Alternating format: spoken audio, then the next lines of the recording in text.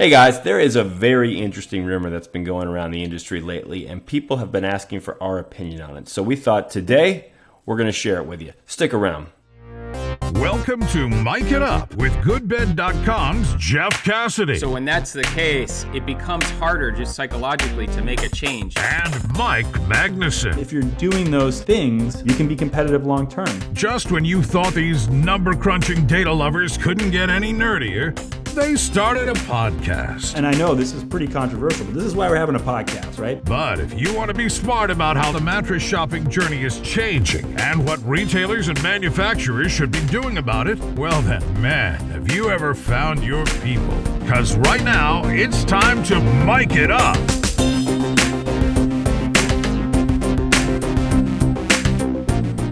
All right, so what did we say we were doing this at 1:30 in the afternoon? And it's 6:45 p.m. Yeah. So pretty much on time. Feeling good about 9:45. 9:45 for the East Coast offices of Good Bed. You should be drunk by now. I mean, really. I'm drunk on mattress industry excitement. How about that? Yeah. As all, but that's just the normal state of affairs, I think.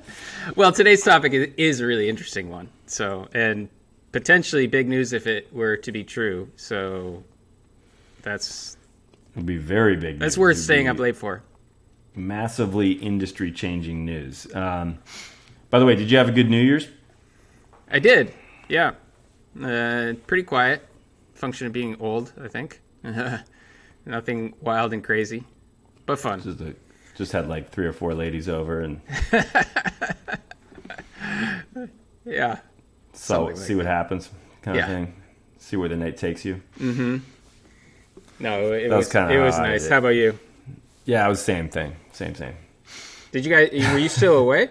Same thing. Yeah. Well, you had 2 ladies. I did. Your I had wife 2 and your ladies daughter? and my son, and and my sister and Right. her whole family. It was my sister's birthday. Yeah, it was crazy. Not crazy at all, actually. Well, what we're here today to talk about is as we mentioned, a rumor that's been swirling fiercely around the industry lately. Lots of people are talking about it, but I have the sense that not everybody knows about it. So it's going to be a little bit newsworthy for some of you, perhaps. And basically, the rumor is that TSI is looking to acquire Mattress Firm. I'm going to just let that sit for a second. Let that percolate. Because if that is news for you, then I imagine you need a second. Maybe you even want to pause this and resume while you collect yourself off of the floor, because it's pretty jaw-dropping, this concept, I would say. But while jaws are dropping, let's reiterate, this is a rumor. We don't have any inside information that it's fact or anything like that. But it is exceptionally It is merely interesting. something that a lot of people are talking about and that people have come to us and asked us for our opinion on it.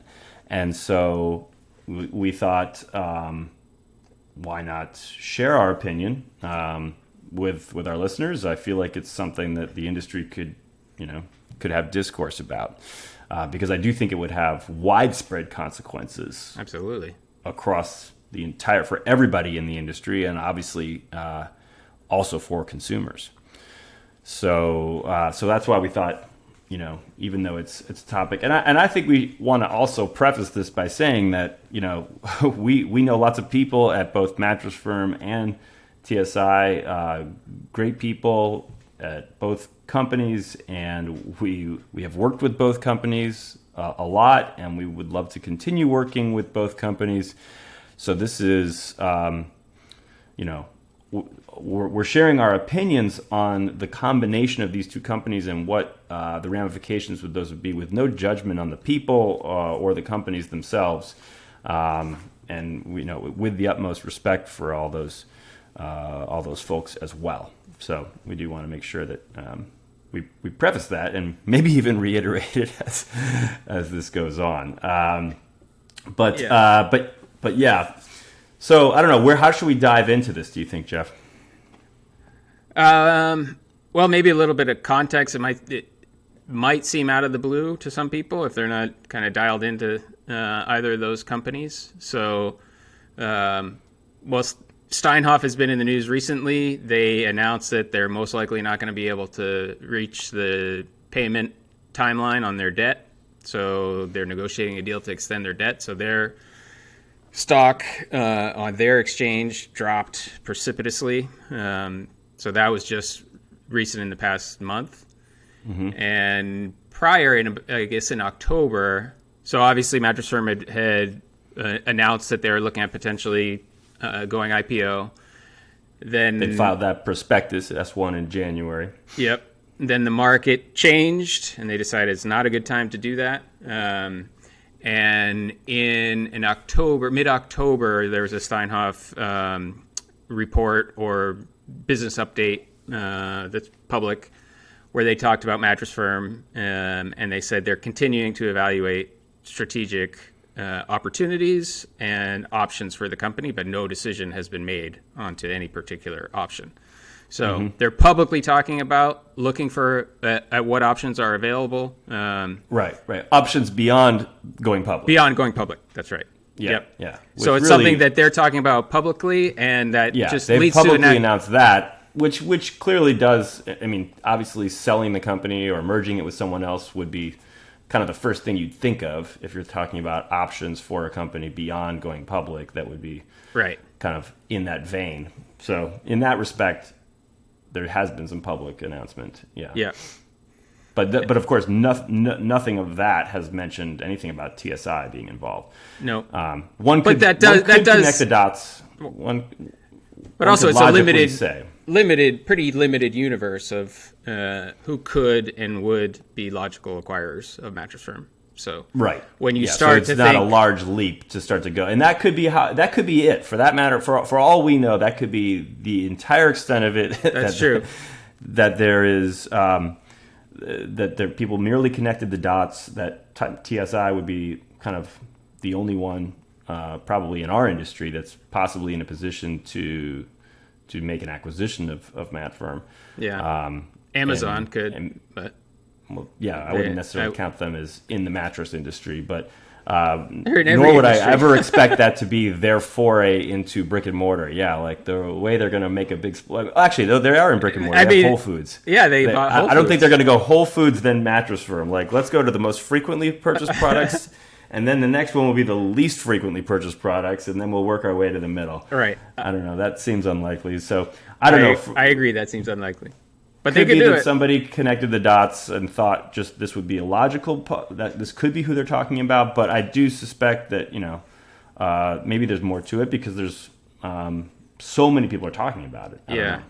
Well, also for both of those companies, it makes a ton of sense. I mean, it would be a huge win for both. And I think the flip side of that is what we're going to talk about today, is that because it would be such a win for them, there's potential risk to the consumer and to the industry in general. So those are some things that come up if this were to be really in the works or really being worked on, and if it were to ultimately actually happen. Yeah. Let's give people some context because a lot of people are hearing this for the first time, and they haven't really even had a chance to look into what some of the numbers might look like when and if these two companies were to be combined. Mattress Firm, looking at 2021 numbers, they're about $4.4 billion top line sales. TSI's were about $4.9 billion top line sales. We got to break that down a little further, though, I think, to kind of give you a picture of like how much, because not all that in the TSI number in particular. Most of it's not retail, so we're comparing retail to wholesale, and a lot of that, some of that at least, is not even United States, and some of it's not mattresses. But if you're trying to figure out like what portion of the retail mattress market, let's say, would they be touching? Would a combined Tempur Sealy Mattress Firm? We're going to call it Tempur Firm. How about that? Call it Tempur Firm. What Tempur Firm would touch? It sounds like a mattress model, doesn't it? That's right. So Tempur Firm would basically either make or sell over 50% of the mattresses of the mattress market on a dollar basis. Is kind of how those numbers would work out, because essentially you've got in TSI's numbers, you've got 4.9 billion total sales. You got 3.6 billion of that is North American wholesale, of which about 3.2 or so is the United States, let's say. Okay, and some of this, by the way, is just my estimates. Some of it is anything that I could get facts on. I tried to get facts on from the latest TSI filing, because they're obviously a public company. But so let's call it 3.2 billion in U.S. wholesale from TSI, and then you got to back out, so we don't double count. You got to back out what portion of that is well, first of all, you have to get to what portion of that is mattresses. So you do have to back out a little bit of non-mattress. So let's call it 3 billion in U.S. wholesale mattresses, and then you got to back out what portion of that is Mattress Firm. And so there, I would estimate, call it 750 million is Mattress Firm. So that would be about a third of Mattress Firm's overall wholesale costs. And it ties out to a pie chart that was in the Mattress Firm prospectus, where they talked about, like, basically they said looked like about 46% slice was TSI products plus like Purple and Telebed and Nectar and Tuft and Needle, and but really all the beauty rest, most of the SSB stuff was in a separate category, a separate slice of the pie that they called national exclusive brands. So meaning like the Beauty Rest Beyond or the Pressure Smart, the stuff that or the I-Series, the stuff that you can get at Mattress Firm that's made by SSB, that is a brand only found at Mattress Firm. So almost all the SSB stuff was over there. So really, that 46% slice is about $2 billion, call that, of Mattress Firm's retail total. And then, so if you assume that like Tempur Sealy is maybe 75% of that, Purple and Telebed, Nectar, Tuft and Needle, like maybe those add up to 25%, and then the TSI brands comprise the rest. So that's how I came to 750, and then it also kind of ties out to about a third of their total revenue. Anyways, an assumption, but let's assume that that's correct. So let's say you're down to about 2.3 billion in TSI wholesale revenue that's non-Mattress Firm. So that's essentially $4.6 billion in retail. And then you've got 4.4 billion in Mattress Firm's total retail, right? Which does include the TSI portion. So we've not double counted that. So that adds up to $9 billion. And essentially on a percentage basis, if you were to say like what percentage do those represent of the market, Mattress Firm, in their prospectus, they actually said they came up with a $17.7 billion overall market is kind of that's where they came out, which, I've always been using 16 billion, but I've been using that for a little while. So like even 4 or 5 years. So it's probably before grown. Lots of inflation over the past couple years. And to be fair, I don't think their 17.7 even includes some of the inflation of the past 12 months, obviously, because they published it in January a year ago. So, but nonetheless, it's so call it 17.7 against roughly the 2021 numbers that I'm talking about here. I think it's reasonable to use as a denominator. If you do use that number, it's 20. The Mattress Firm top line is 25% of that. The TSI, when you take their non-Mattress Firm U.S. wholesale mattress revenue and you double it to turn it into a retail number, that turns into 26%. And then you got to add back one more piece, which is the TSI direct-to-consumer revenue, which is actually non-trivial. They've got about almost 500 million of that in 2021 in North America.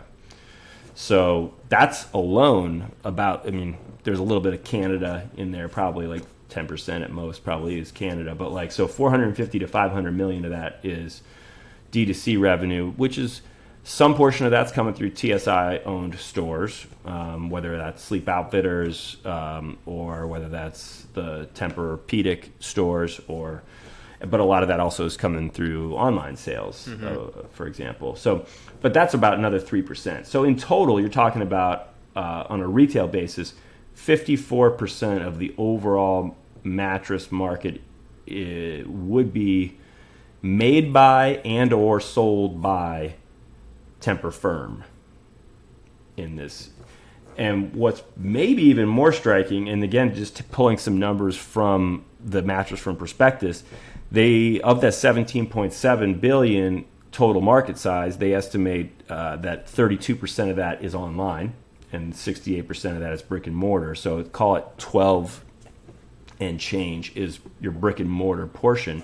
So you're at 75%. If you presume, like, let's say you take out that 3%. Let's say that 3% were you just considered that all the D2C portion of Tempur's revenue, for to be clear.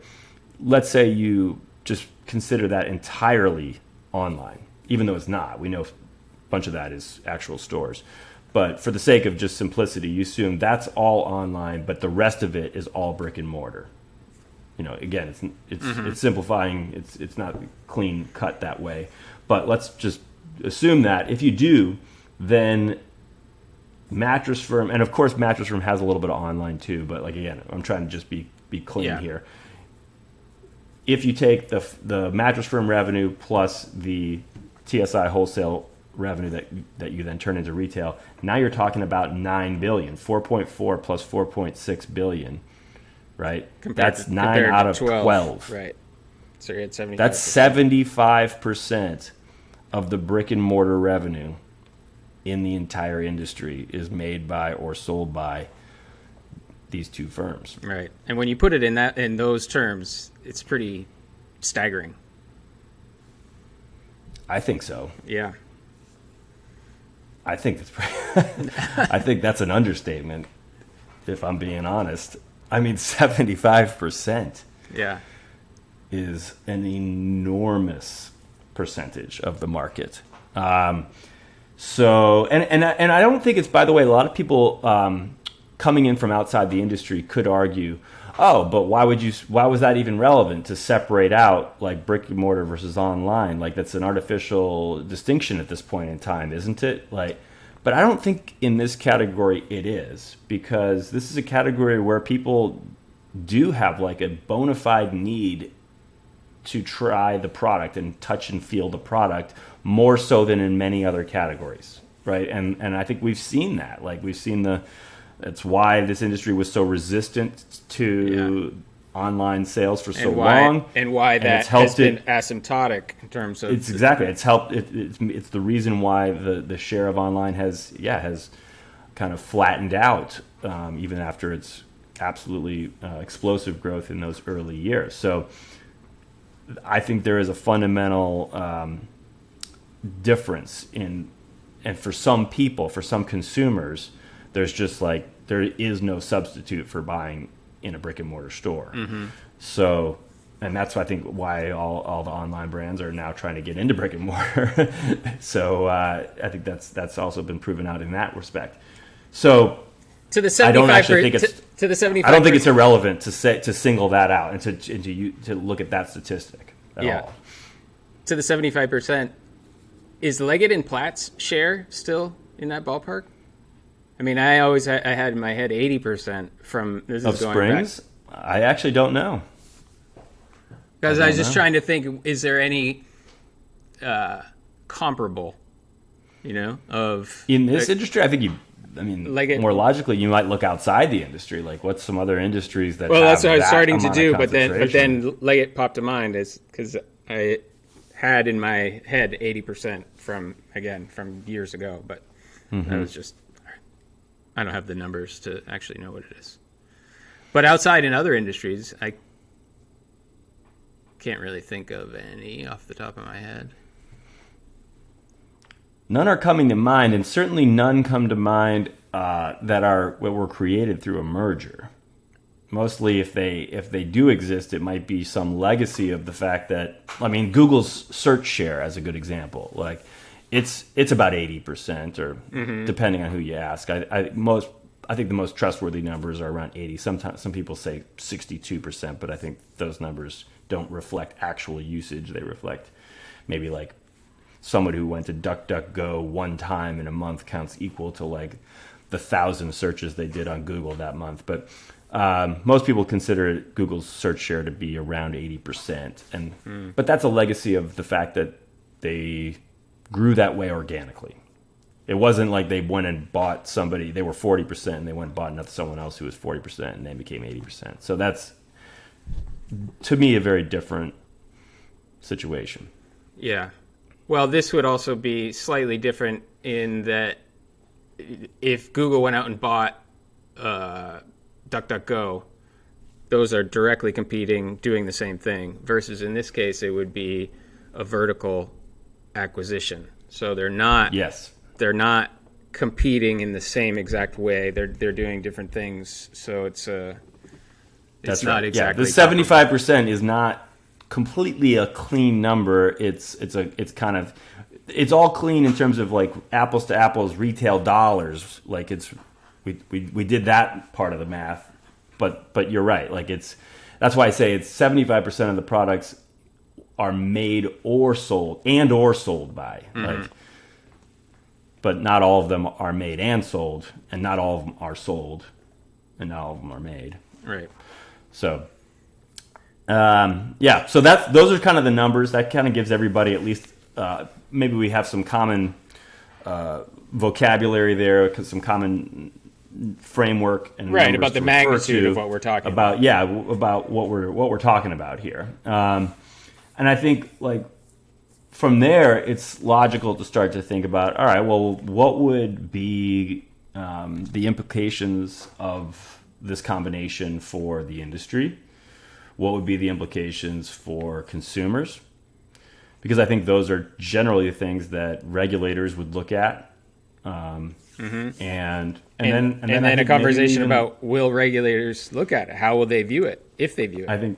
I think we should talk about that as well. So I think that's a good little outline or agenda for how we might tackle the rest of this conversation.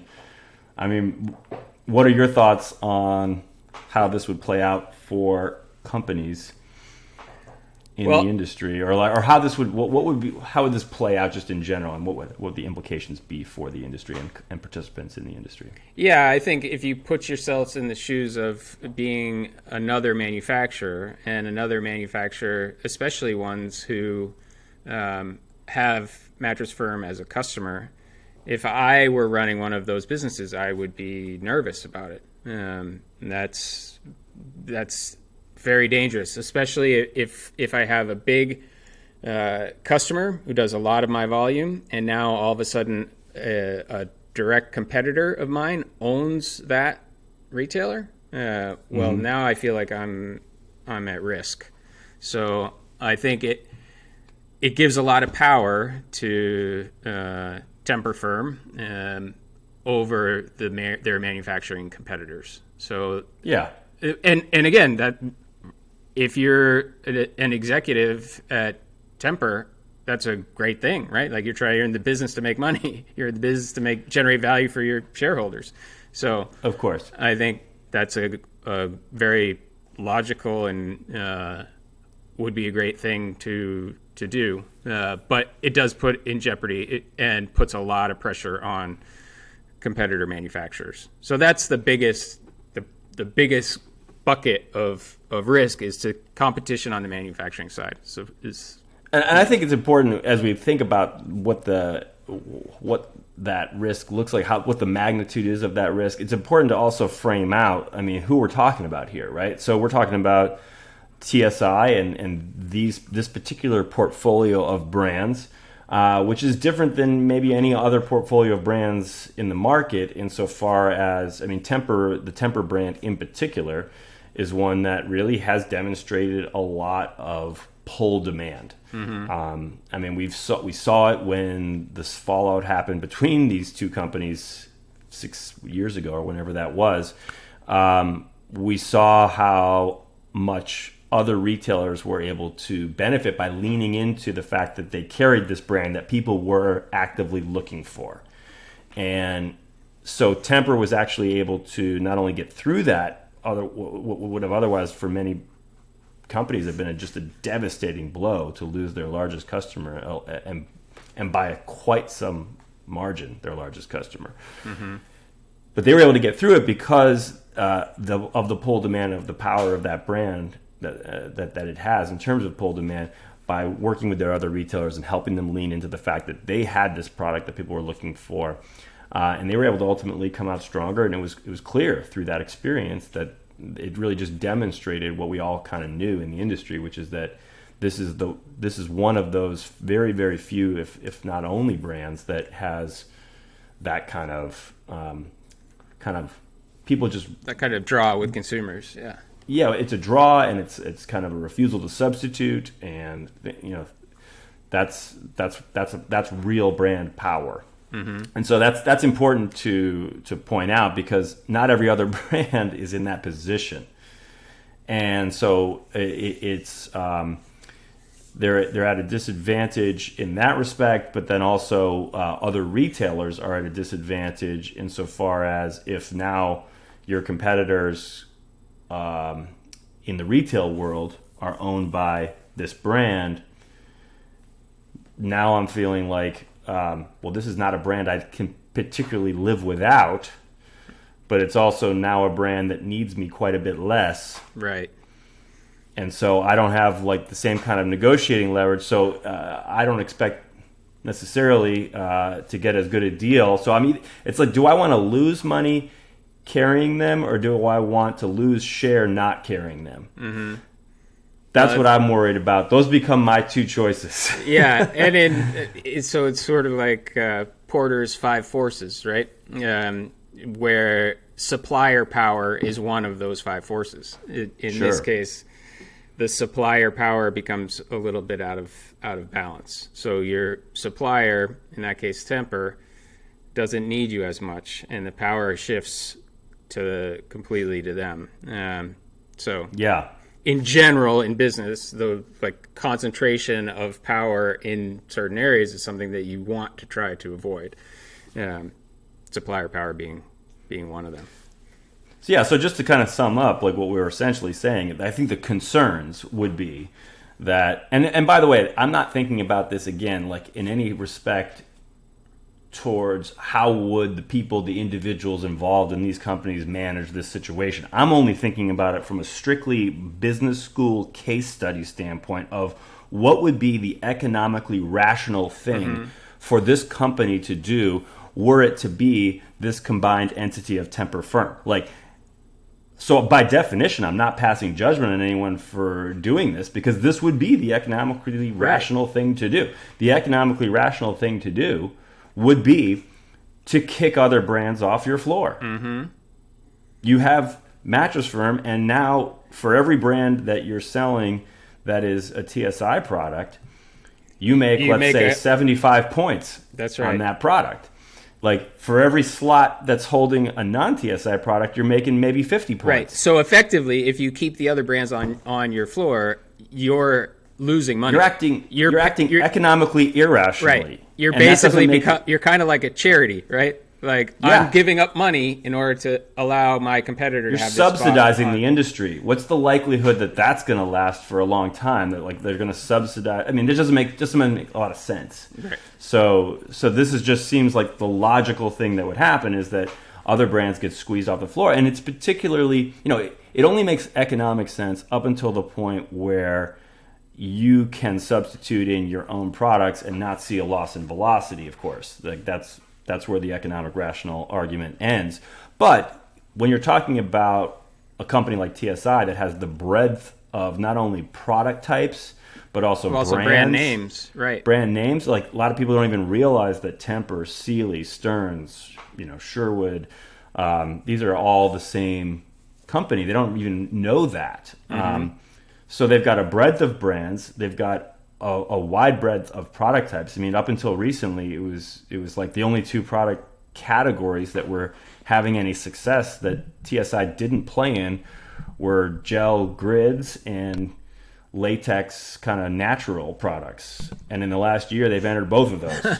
So, so they've got a very broad offering on the product standpoint. And so you would imagine that there's kind of a lot of running room they would have in being able to kind of substitute out products with ones of their own without suffering a loss of velocity in those floor slots. And so that would be the economically rational thing to do.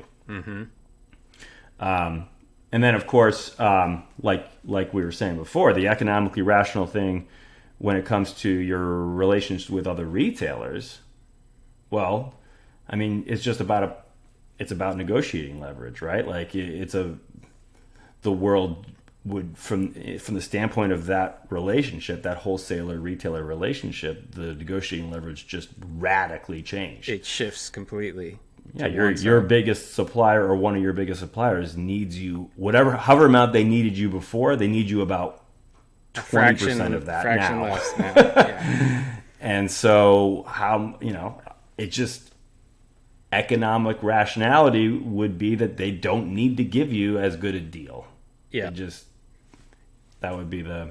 And if they, again, following that economically rational move to start to move competitors off the floor and replace those slots with Tempur, that hurts those competitor brands, which puts them in a huge financial disadvantage. You're going to see that reflected in advertising and brand awareness. They're not going to be able to compete. So you're going to get more advertising going towards the TSI brands, which makes the competitor brands that much less attractive to the other retailer. So it's kind of a worse choice. Right. So that retailer who already felt like they kind of needed Tempur because they have that draw that we talked about, but now as those other brands, are starting to struggle as a result of being squeezed out of the largest retailer in the industry, like they're struggling, and maybe even in some cases, some brands fade away. Well, those other retailers now need those TSI brands even more than they did before. So that even worsens their negotiating position. That's right. So yes, it's that would be the concern for sure. Is that as far as how this affects the rest of the industry? Yeah, and again, not saying this is exactly what would happen, just following the basic math and the fundamental premise of trying to maximize your returns as a business. These are things that... which is usually a pretty safe bet for how corporations will act. Yes. Especially large public corporations. Yes. They kind of... the market would be demanding duty. The market will be demanding them. The investor market will be demanding of them to do arguably they would be like, accountable to their shareholders in a really bad way if they didn't do these things. So it's fairly safe to predict these things. So the next question becomes like, well, would this be good for consumers? Or could that argument be made that this would be good for consumers? I'll make the argument that I think can be made, which is, well, we can cut a lot of cost out by doing this acquisition, and we can pass that on to consumers in more competitive prices, lower prices. So we can share some of that cost savings with the consumers. I think that would be the way that I would present it if I were trying to make the deal happen. Essentially, we're cutting out the middleman, or in this case, we're acquiring the middleman. Right. And we are going to pass on the savings to you. Right. Exactly. Yeah, that would be the argument. On the flip side of that, I would say that in my mind, the economically rational thing to do here over the long haul would be to raise prices. And the reason I think that that's the case is because you own such a bigger piece, you vertically integrated, so now you own both the profit that you would have made before. Let's say a product was to sell for $100. Keep the math simple, that like the manufacturer and the retailer both had 50% contribution margins. So of that $100, 25 would have been profit to the manufacturer and 50 would have been profit to the retailer. But now, because the manufacturer and retailer are the same company, all 75 of the profit is going to that one company.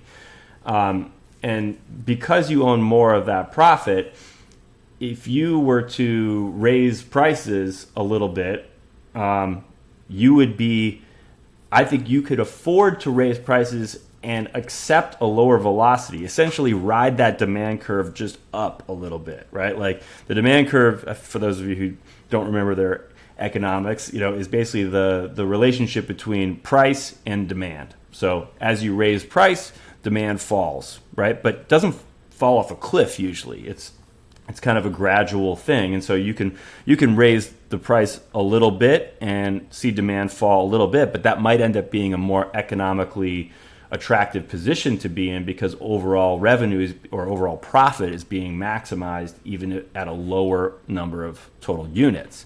Yeah. Now, well, especially also in a labor market that's competitive, and you have a hard time getting employees, retaining employees. That producing fewer, you can have some benefits or can avoid some challenges of having to produce more. So, right.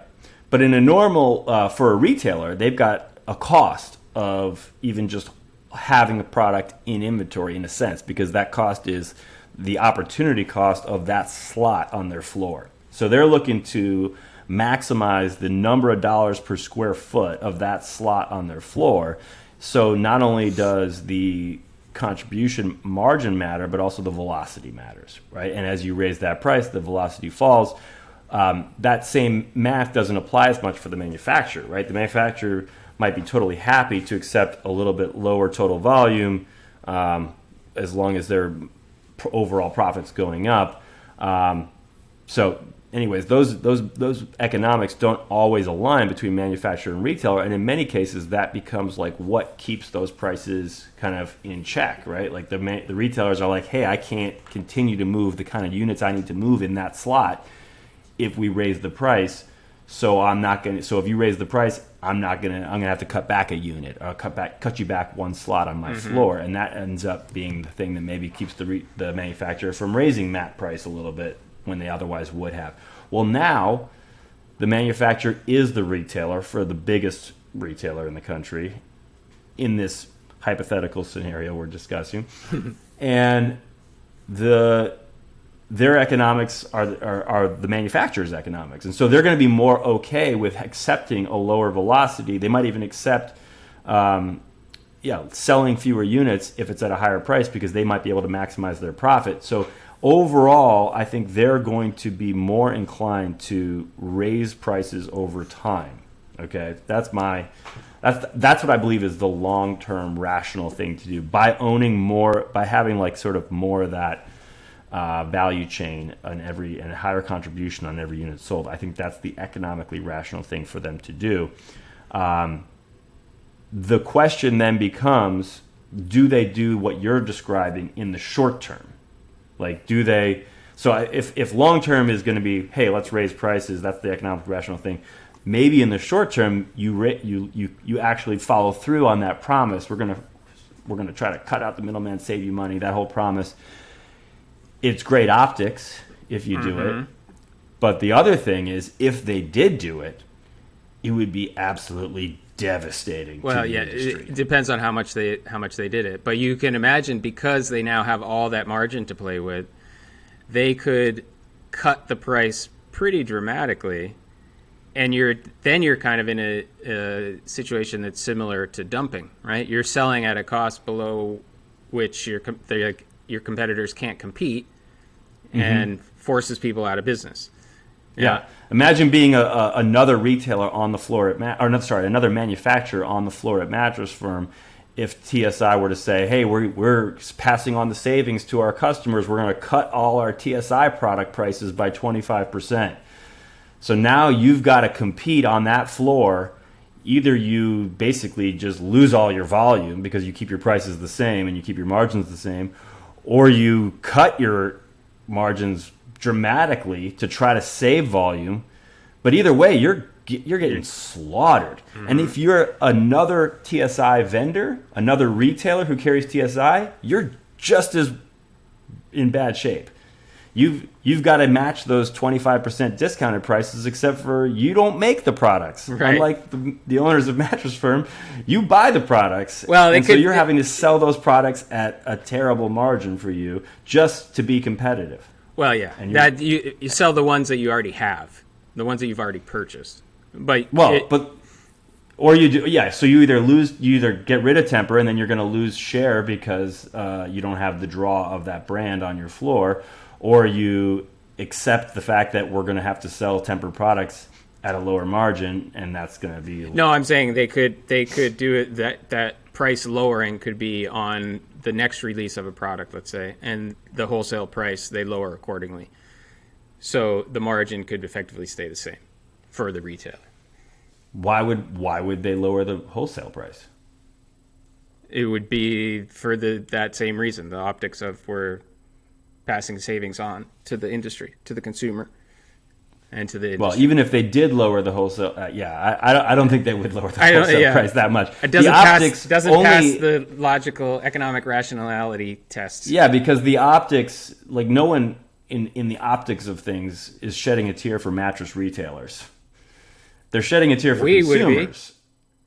Yeah, but not the people whose judgment matters for optics. Like the people who are judging the optics of the situation are the people in the press or the people at the FTC. Those are people who are looking out for the consumer. So the behind closed doors deals that happen between a manufacturer and its retail customer are not what is being evaluated, really, I don't think, in that case. So I would imagine that those, if they were to do that, pass the prices on, like in that hypothetical example, I was assuming they lower the prices by 25%, and then it's just up to you. Eats into the directly from the margin of the retailer. Yeah. I think the FTC, that's something they would look at, though. I think that would be detrimental to the retailer landscape. So I think they would. Well, that's a great segue into the fourth area, because that's the question: is what is the FTC going to care about? And historically speaking, and I mean, like in the past 100 to 110 years or whatever, since antitrust kind of legislation came to be, historically those regulators did look at ensuring competition as a really key factor. They wanted to make sure there was a good competitive landscape, a fair, even competitive landscape. And that was for a long time, that was the big thing. And then really about 25 years ago or something like that is when, maybe it was even a little long, maybe it was even in the 80s, things started to change. And there was a guy, Robert Bork, who comes along and he's like arguing that basically it's really about consumer welfare. So it shouldn't be necessarily about only ensuring competition, or ensuring competition shouldn't be the end goal. It should be merely the means to the end goal of consumer welfare. And in some cases, he would argue, or he did argue, that maybe a merger might not be good for competition, but could still be good for consumer welfare. And in that case, it should be allowed. And that mindset has really ultimately taken over and dominated the way mergers have been kind of regulated over the last at least 20 years, if not longer than that. So that's why I'm not sure how closely they would look at that. You know, I think that they tend to more look at the consumer, at least recently. Now that was up until this current administration, though. So that's this new administration could be different. Yeah. And I think that's also relevant to talk about. So the new FTC administration is making a big push to go after big tech. So they have a couple big lawsuits. One that just entered the courtroom recently against Meta, which is suing to block their acquisition of, I forget the name of it, but it's some virtual reality fitness brand, fitness technology. And the other is Microsoft's Activision acquisition. Yeah. Activision is the maker of Call of Duty and other video games.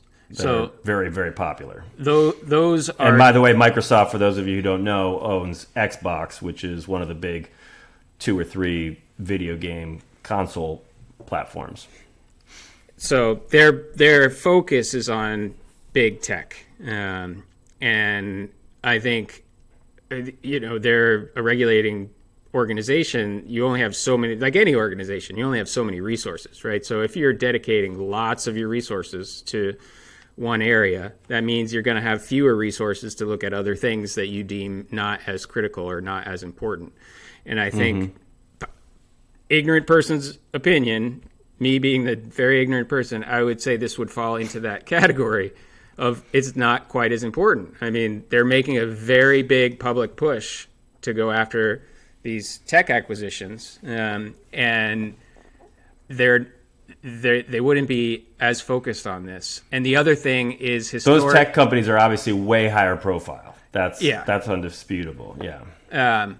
The other thing is that historically, vertical acquisitions have gotten less scrutiny or have been easier to get approved. Right.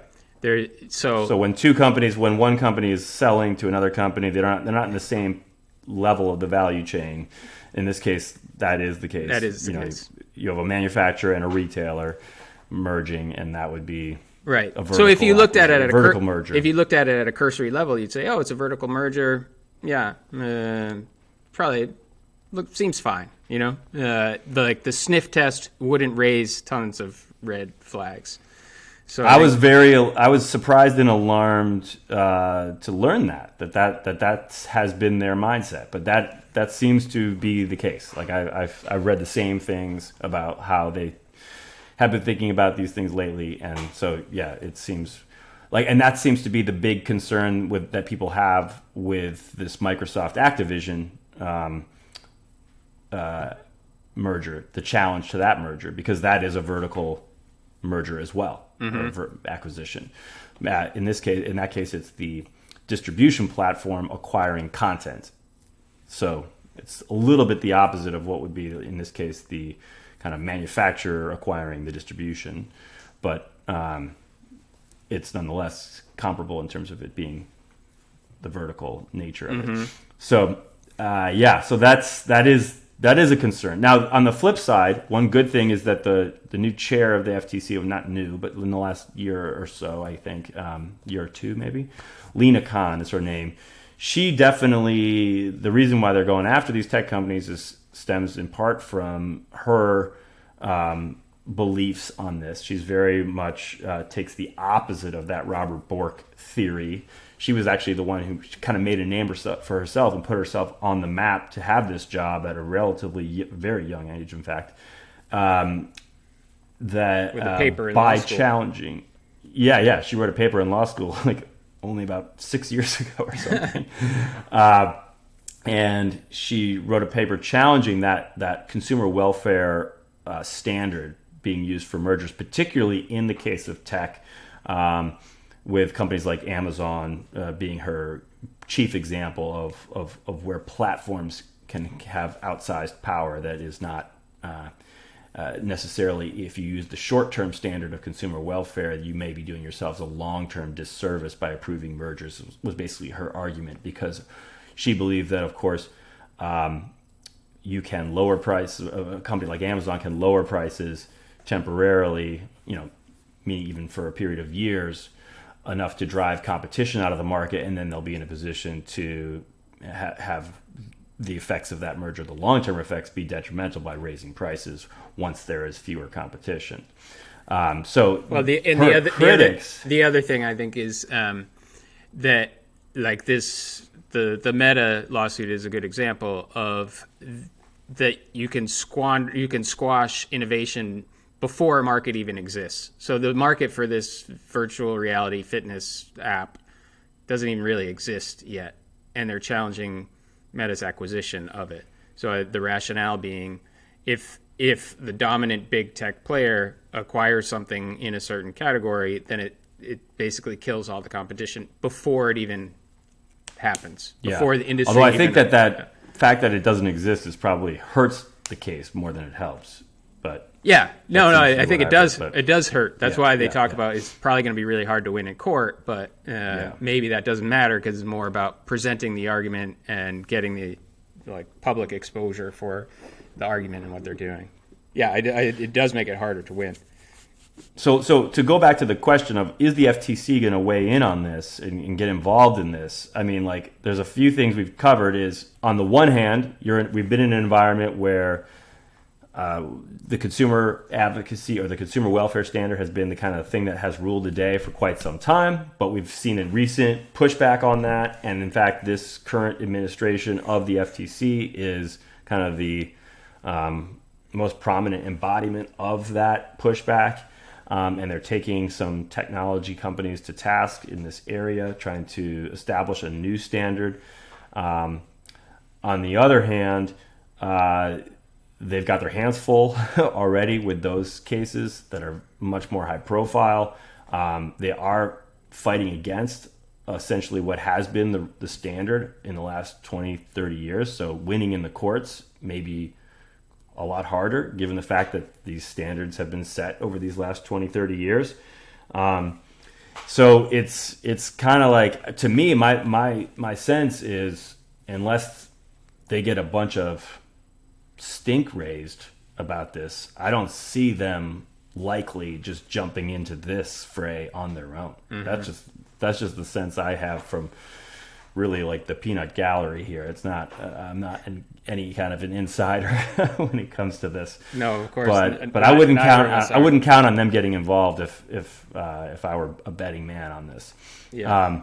Now, the one thing I would say, I wanted to add as it relates to a couple points of difference with the Microsoft Activision case.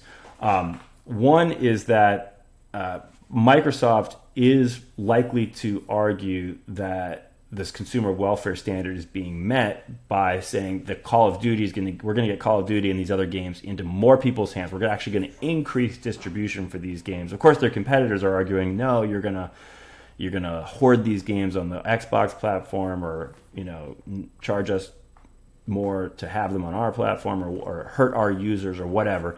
But they're saying, no, we're going to increase the distribution by, for example, including these games in our streaming service, like our game, like essentially our Netflix equivalent that they offer. So by adding those games to that package, let's say for free, then more people essentially can benefit from them. However, there's no parallel argument to be made in this case. Like, you can't make a parallel argument because physical goods are by definition capacity constrained. Like a digital good, you can just add to a package for free, and it's like there's no incremental cost to do that. And so that you could make the case that that's a possible thing you can do to help, but like you can't, I don't think you can make a parallel argument here with a physical good, especially one that's big, bulky, expensive. It's kind of the opposite type of product. So I think the arguments are going to be tougher to make. As far if the FTC actually were to look at this, I think the arguments would be a lot tougher to make than what the arguments are that Microsoft is going to be making with regards to Activision in terms of the consumer welfare standard.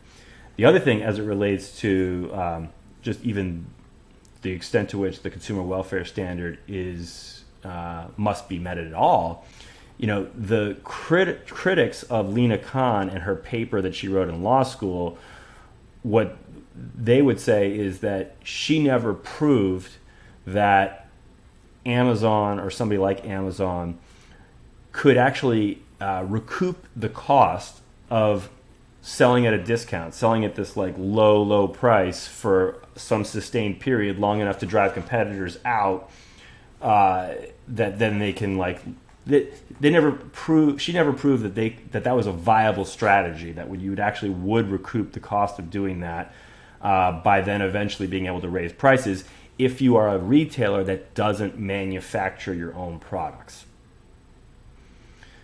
But in this case, you'd be a retailer that does manufacture your own products. So even her critics, I don't think their best argument against her position carries as much weight in this case. Mm-hmm. So, there's a couple things I would say in that respect that the FTC would have to, take into account differently in this case than maybe in some of these other areas, if they were to look into it. But again, I kind of feel like the bigger picture is that all signs indicate, I don't know, it doesn't seem like a super likely thing that they are going to wade into this unless a lot of people raise a big fuss to them and kind of like let them know that this would be something that could cause problems for the consumer and or for the industry. Yeah. Again, just reiterate that we don't have any insight or connections at the FTC to have any inside information. So all we're doing is looking at publicly available information. So yeah, and pure conjecture. Yeah. Yeah. It's like it's what we like to do in our free time anyway. So why not record it? Pretend it's like the perfect kind of argument because no one can prove you wrong. It's not like those ones that you have in bars now where people just then look it up on Google and tell you how you're wrong. I was like, I hate that. Like, I like the ones where what you do is you say, no, you're wrong. And then find the right answer and find a way to spin it to be the idea that you came up with in the first place. I like to win arguments, all right? You got me. No, but so this is pure speculation, but yeah, I think it's nonetheless it's an interesting intellectual exercise, and it's one that, because this would be such a consequential acquisition or merger, whatever it would get billed as, it would. I just think it's a really important exercise for everybody in the industry to go through, like right now. Yeah. Like start thinking about this because, if this were to happen, like you're going to get faced with this, and you're going to have to deal with this, and it's going to have big consequences for your business. Yeah.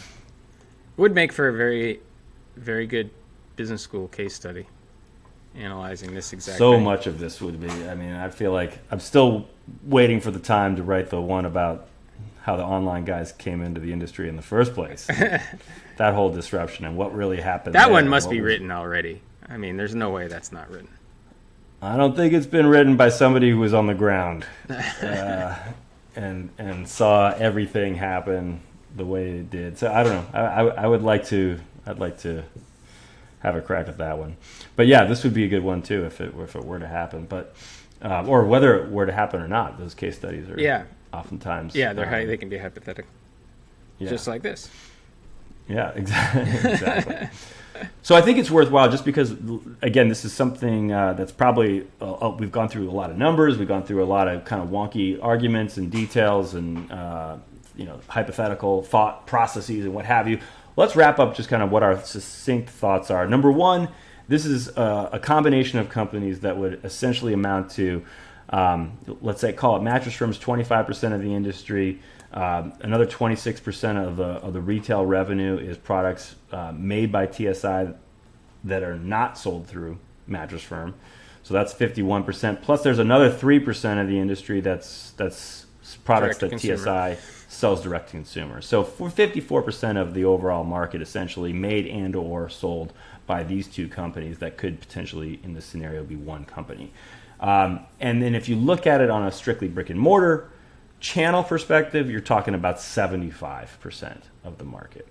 So that's the broad context. As far as what we think this could, what the concerns would be for the industry, we talked about one being obvious, kicking other brands off the floor at Mattress Firm, which is, again, almost 2,500 stores. So that's the big picture context on the numbers. And then, of course, the concerns for what would happen if this combination were to come to fruition. Obviously, we talked about the economically rational thing would be for this Tempur Firm combined entity to remove the non-TSI brands from the floor over time. That's the economically rational move. And then ultimately, the economically rational move as it relates to the dealings with other TSI retailers, other TSI vendors, would be to probably not give them as favorable terms. You just simply, as the Tempur Firm combined entity, you just don't need those other dealers the same way you do today. So the negotiating leverage is massively changed such that you don't need to give them as favorable terms. So economic rationality would say that you wouldn't. the as far as what this does for consumers, we talked about overall, long term, the economically rational thing would be that you have the ability to raise prices, and you have that power to ride that demand curve down just a bit to find some place on there that is going to make you even more net profit in aggregate. But in the short term, we talked about how there could be a detour where prices actually get lowered under the guise of cutting out the middleman, passing along the savings to the consumer. But that would actually be devastating, we think, for anybody else in the industry, whether you're another manufacturer who's trying to compete on Mattress Firm's floor against discounted TSI products, or whether you're another retailer trying to sell TSI products in a world where those products are being discounted. So either way, that's a bloodbath. And if that were to happen, it would surely cause a lot of companies to go out of business and reduce overall competition in the market. And overall, then likely what would happen, I believe, is the economically rational thing would eventually come around, that prices would be raised, and that would be even easier to do in a world where there's less competition. Right, and less choice. Same thing. And there's less choice, yeah. For the consumer. And then we talked about, of course, how whether the FTC is going to get involved, and I guess that's the big question, and that remains out there. So where does this leave the industry? I mean, I guess... Look, let's think forward a little bit. Like, what do you think happens? Let's assume all of this plays out. Even assume that it happens. You mean? Assume it happens, and then assume that everything plays out according to economic rationality, the way we laid it out. Where does that leave the industry 5 years from now, or even 3 years from now? Well, if you count the industry being the overall value of the mattress category, regardless of the number of companies and the specific companies, it could potentially make improve the situation for the industry. That would come at the expense of the consumer, if that's the case. So the industry would improve potentially, but wouldn't that also come at the cost of like tons of companies going out of business? Yes. Yeah. Oh, so you're saying like for the survivors? For the survivors. The industry. Right. If you're looking at the aggregate. Yeah. No, it's like if someone who looks at like, oh yeah, if a nuclear bomb went off in Los Angeles, that'd be great. There would be so much less traffic. Right. Oh my gosh, it'd be just the traffic. You'd have no problem getting a spot at all the cool clubs. The beaches would be wide open. Yeah. So the question for the survivors. The question you were really asking is what happens to the companies that are in this industry today, as opposed to what happens. Well, I was more. Right. So because I just didn't want to skip past that part. I was thinking about like what does the industry look like in that world, but I actually would take a different point of view. I just didn't want to skip past the part that like if we do get to a place where there's maybe less cutthroat competition, it's only because half of the industry as we know it today. Well, you cut me up before I got to that part. So okay. Yeah, I agree. So the industry might look better from kind of economic position from an outsider looking at an industry and what do the economics look like for the companies in that industry. It would be a totally different landscape, and there would be tons of companies both on the manufacturing and the retail side that would have gone out of business. Yeah. So it would be, and I feel like the companies like who's going to survive, who's going to be the cockroaches of this kind of Armageddon scenario. And I think it's not great for the consumer in my mind. It's Amazon's going to survive. They're going to continue to do what they do in this category, which is fuel that race to the bottom and continue to ply the universe with ultra cheap mattresses, basically. And they'll just get bigger and stronger and more pervasive. And Costco and those types of players, they're likely to be the cockroaches in this situation. Like, again, I don't consider that to be a win for the consumer. I don't think that Costco, I mean, I have nothing against Costco. I'm a proud Costco member, but I don't think that they do anything to help consumers end up with the best making mattress, good choices. Right? Yeah, about the right mattress for them. I think if anything, they're detrimental to consumers ending up on the right mattress, and consumers just end up buying whatever. It's fueling a race to the bottom essentially, and it's consumers are buying things based on the wrong reasons without any proper education, and it's too important a purchase for that to be, more of the landscape, in my opinion. But yet, nonetheless, if I look at this future, it's likely to be just all the more Costco, Amazon, and that kind of ilk, because all the people in between them. Well, it would be like Mattress Firm will have been squeezed out. Two universes, basically, right? Like a complete low end that is the Amazons, the Costcos. I'm just going to buy it and in a couple of years throw it out and get another one, and the kind of higher end that would be the one company, Tempur Firm.